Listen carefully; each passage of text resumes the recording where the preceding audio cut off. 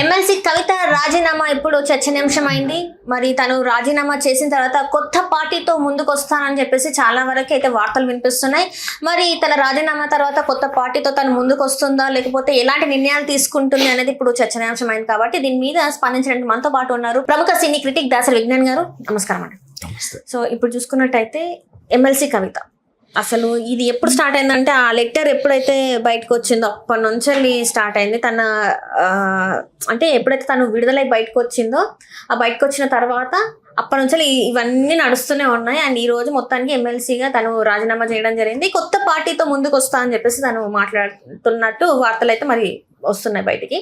So ఇప్పుడు ఎట్లా చూడాలండి? ఒక పెద్ద బిజినెస్ మ్యాన్ అంటే పారిశ్రామికవేత్తలు ఇండియాలో టాటాలు, బిర్లాలు, అంబానీ, అదానీ, దమానీ లాగా వాళ్ళ బిజినెస్ సామ్రాజ్యం బాగా డెవలప్ అయిన తర్వాత వీళ్ళకు ఒక వయసు వచ్చిన తర్వాత, వయసు అయిపోయిన తర్వాత నెక్స్ట్ వాళ్ళ వారసుడిని చైర్మన్గా పెట్టి రిటైర్ అవుతూ ఉంటారు. అంతవరకు ఓకే. అండ్ వాళ్ళకి చిన్నప్పటి నుంచి బిజినెస్ నేర్పిస్తూనే ఉంటారు. అక్కడే ఆఫీస్లో పెట్టి అలా అలా ఇది అది అన్నీ చూపించి వాళ్ళు అవ్వడం తప్పులేదు. అదే చదువు కూడా చదివిపిస్తారు. ఎందుకంటే ఆల్రెడీ వీడు ఎక్కడికో ఉద్యోగం చేయాల్సిన అవసరం లేదు కదా, ఇది చూసుకుంటే చాలు. అండ్ ఇక్కడ అయితే సినిమా స్టార్ల పిల్లలు, నేను అంతా నెపో కిడ్స్ గురించి చెప్తా. లాస్ట్ మనం కవిత దగ్గరికి వద్దాం. ఒక హీరో, పెద్ద స్టార్డమ్ ఉన్న హీరో అనమాట, లైటింగ్ స్టార్. ఓకేనా? ఆ లైటింగ్ స్టార్ బాగా ఎదిగిన తర్వాత వాడికి ఒక కొడుకు పుట్టాడు అనుకో, ఓకేనా, బల్బ్ స్టార్ అని చెప్పి వీడిని కూడా చేస్తాడు. అవునా? ఖచ్చితంగా వీడు చెయ్యకపోయినా ఫ్యాన్స్ ఉంటారు కదా, లైటింగ్ స్టార్ ఫ్యాన్స్ వీడిని బల్బ్ స్టార్ అని చేస్తారు. అట్లా అంటే వీడికి ముక్కుమూతి తిరిగినా తిరగకపోయినా, యాక్టింగ్ వచ్చినా, డ్యాన్స్ రాకపోయినా, ఏమి చచ్చినా రాకపోయినా, ఓకేనా, నైపుణ్యం ప్రదర్శించకపోయినా ఈ ఫ్యాన్స్ నెత్తిన పెట్టుకొని కొన్నాళ్ళు మోస్తారు. ఓ 10-17 ఏళ్ళకి వాడు కూడా నేర్చుకుంటాడులే అప్పటికి, ఎట్లా చేస్తున్నాం కదా అని.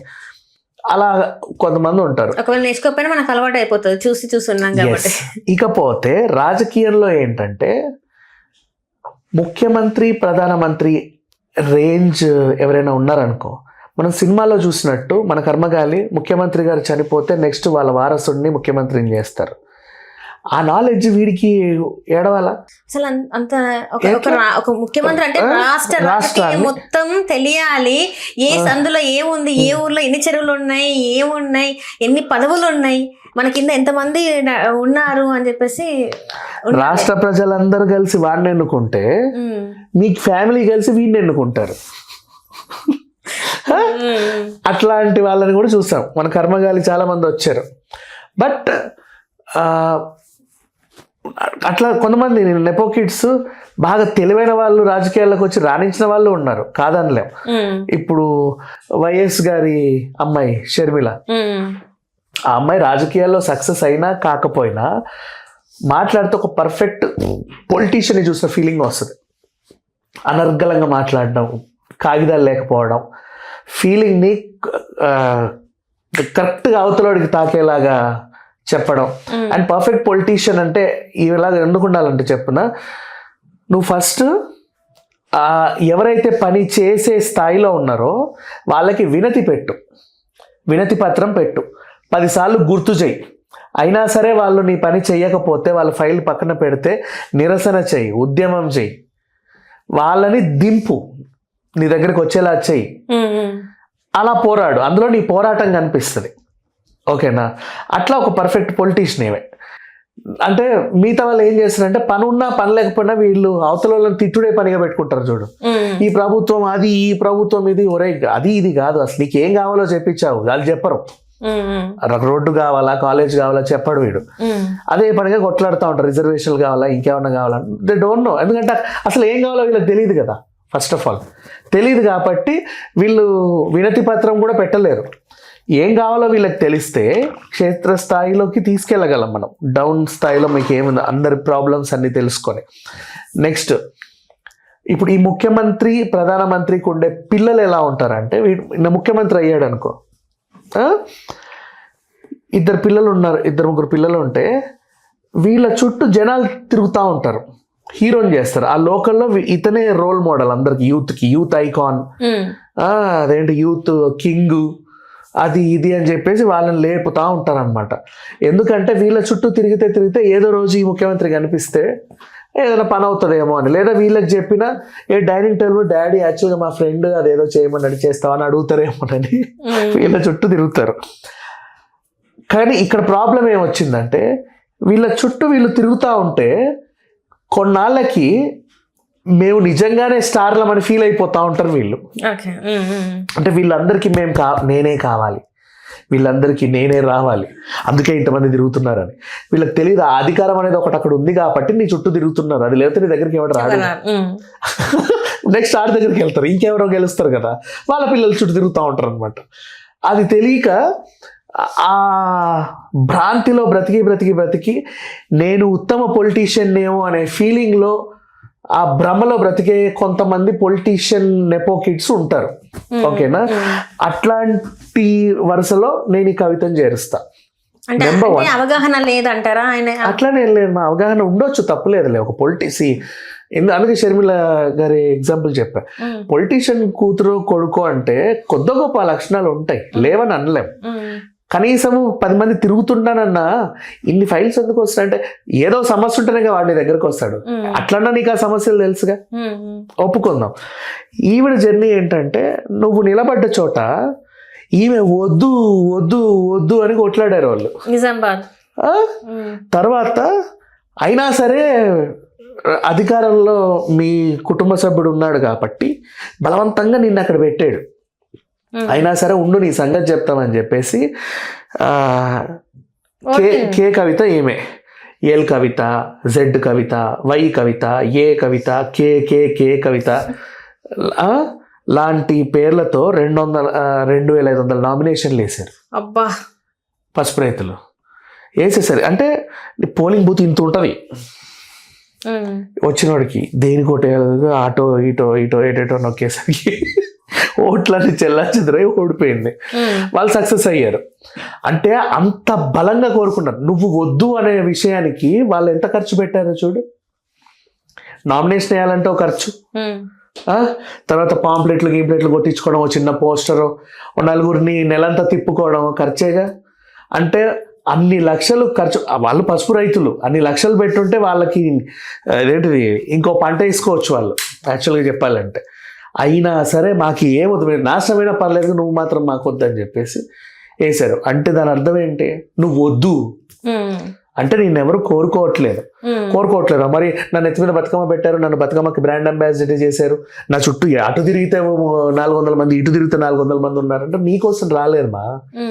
నిన్ను ఒక మీడియేటర్లా వాడుకుని నీ చుట్టూ తిరిగిన వాళ్ళు వీళ్ళంతా. ఎందుకంటే నీకు ఒక కాగితం ఇస్తే ఆ కాగితం పైకి వరకు వెళ్ళొద్దేమో అన్న ఆశపడి నీకు చెవిలో ఒక మాట పడేస్తే అది నువ్వు విని ఇంకో దగ్గర చెప్తావేమో అని. ఇప్పుడు నన్ను కాలక్షేపం ఇట్లా కూర్చున్నాను అనుకో, మీ డాడీ నార్మల్గా డాడీ అదేదో అంట చేస్తావా అని అడుగుతావేమో అని నీ చుట్టూ తిరుగుతారు. అంతే, చిచి అవన్నీ మనం చెయ్యం అని చెప్పినా ఓకే, నష్టం లేదు, కనీసం చేర్చావు కదా, అందుకు నీ చుట్టూ తిరుగుతూ ఉంటారు. ఇక్కడ విషయం ఏంటంటే అదృష్టం బాగుండి ఆ పొలిటీషియన్కి ఇంకో కొడుకున్నాడు కేటీఆర్.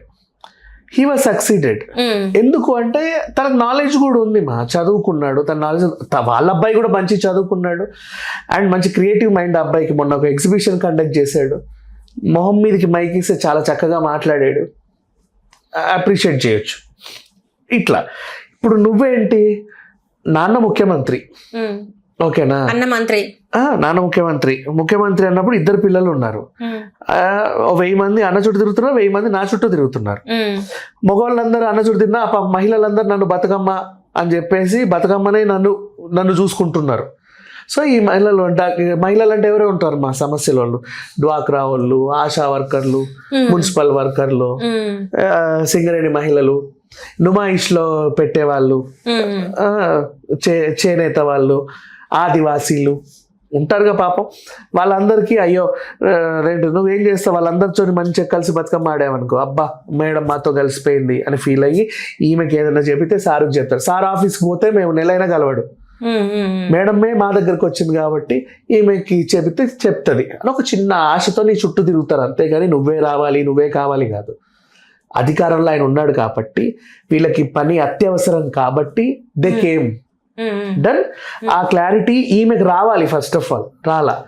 అయినప్పటికీ తండ్రికి ఒక బాధ ఉంటుంది, కొడుకుని ఏదో చేయగలిగిన పాపం కూతుర్ని నేను చేయలేకపోతున్నాను ఏంటి ఏంటి ఏంటి. సరేలే ఏం చేద్దామని ఒక స్కామ్ ఇచ్చాడు, సరిగ్గా చేయలే దాన్ని, దొరికిపోయావు.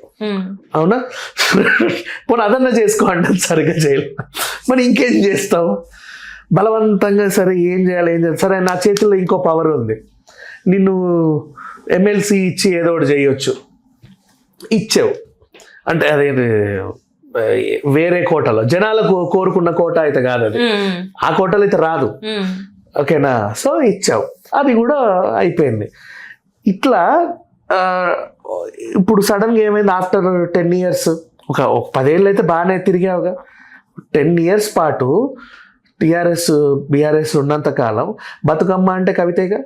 అవునా, ఒప్పుకోవాల్సిన వాస్తవం. అంటే ఇప్పుడు తను అన్నది ఏంటంటే ఇదంతా కూడా నా చొరవతో నేను తీసుకుంది, నాకు ఎక్కడ అప్పటి నుంచి వెళ్ళి కూడా నాకు ఎట్లాంటి సపోర్ట్ లేదు నా ఫ్యామిలీ నుంచి వెళ్ళి అని చెప్పి తను మొహమాటం లేకుండా బహిరంగంగానే చెప్తుంది కదా. అదే చెప్తున్నా, ఈ సపోర్ట్ లేదు ఫ్యామిలీ నుంచి నువ్వు ఎందుకు ఫీల్ అవుతావు అంటే, ఇలా నువ్వు మహిళలతో తిరగాలి, నీ డ్యూటీ అది, నిన్ను తిప్పాలి, వాళ్ళ అవసరం అలాంటిది. కూతురు భార్య బయటికి వెళ్ళదు, ఓకేనా, కొడుకు భార్య బయట, కూతురు మంచిగా తిరుగుతుంది. సో ఈ అందరినీ కలుపుకోవాలి ఈవిడ, అట్లీస్ట్ వాళ్ళ అవసరం అట్లాంటిది. కానీ కలుపుకునే క్రమంలో నువ్వు కాగితాలు తెస్తున్నావు, అవన్నీ సంతకాలు పెట్టడం మా వల్ల కాదు, అర్థమైందా. సో నువ్వు తెచ్చే నువ్వు ఇప్పుడు ఏంటి ఇప్పుడు ఫర్ ఎగ్జాంపుల్ కవితే నువ్వు ఎక్కడికి పంపిస్తావు, ఆర్టీసీ ఎంప్లాయీస్ దగ్గరకు ఒక రోజు, సింగరేణి ఎంప్లాయీస్ దగ్గరకు ఒక రోజు, ఆ యూనియన్ లీడర్లతో 2 సమావేశాలు పెట్టు, ఇన్ని సెట్లు వస్తాయి కాగితాలు. అవునా, నువ్వు అవన్నీ తెచ్చి సంతకం పెట్టు అంటావు, ఎందుకంటే అక్కడ నువ్వు మాట ఇచ్చొచ్చావు, ఖచ్చితంగా ఖచ్చితంగా ఖచ్చితంగా అనే కదా వస్తావు అక్కడ. ఇక్కడేమో ఇట్లాంటివన్నీ కుదరవంటారు, అవి చేసేవి కాదని. సో నీకు వ్యతిరేకత వస్తుందన్న ఫీలింగ్ నీకు కలుగుతుంది, బికాజ్ పొలిటికల్గా నిన్ను తిప్పుకోవడం కావాలి, కానీ నీకు పొలిటికల్ నాలెడ్జ్ అబ్బట్లా. నీకు ఆ నాలెడ్జ్ అబ్బి కాగితాలు తేవు, నువ్వు అక్కడే సర్ది చెప్పేస్తావు వాళ్ళకి.